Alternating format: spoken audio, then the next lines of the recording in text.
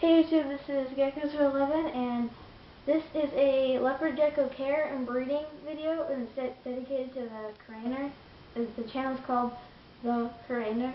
So yeah, she's nice, so I'm gonna help her out. So when it comes to leopard gecko care, you're gonna need certain things. So obviously you can feed them crickets or mealworms. Mealworms are easier. I absolutely hate crickets. Maybe that's just me. You'll need calcium. I use Repcal. It's my favorite, but you can also use, there's just other calciums as long as it has D3 in it.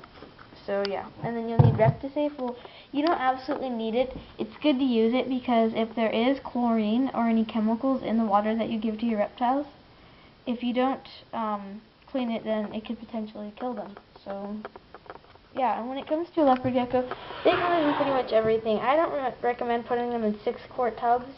It's like, it's cruel. So these guys live in 28 quarts, but I usually keep my leopard geckos in either 10-gallon tanks or 15-quart tubs, which is absolutely perfect. Or you can put them in here. So yeah, basically what you do, well, with the calcium, when you feed them, you can put calcium dishes in their cages. They don't need it, but you can if you want to. But what you do is you give them a couple without calcium, and then some with calcium. So, like, see her, she's eating one without calcium right now. So what I do is I feed my geckos each 4 mealworms, depending if I'm going out of town or something. But on a regular basis, they get each 4 mealworms, 2 with calcium, 2 without. So, and then what you do is you just dust it until it's kind of lighter, and then at some point just feed them. So, yeah, okay, I guess you know. So you'll need a heat pad, substrate. I don't recommend using sand because it can cause complications in the stomach. I use newspaper or paper towels depending on what I have at the time. So, yeah. So basically summed up, okay, calcium on the mealworms. 2 droplets of this into a spray bottle, and then to clean the water. 4 mealworms is the best thing to do. Keeps them just on a good diet. Heat pad, they do need heat. You can, if you have a rack, heat tape obviously, and then heat pads. They do need a hide.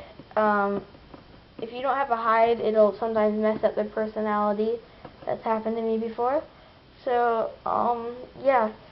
And basically, when it comes to breeding, if you want to breed leopard geckos, you don't want to get a normal. I made that mistake. I bought a high yellow normal thinking that I could get other stuff besides normals with it, but I can't. So, what I would do is I would get a bold stripe and a snow bold stripe leopard gecko, because if you breed them together, they always lay 2 eggs.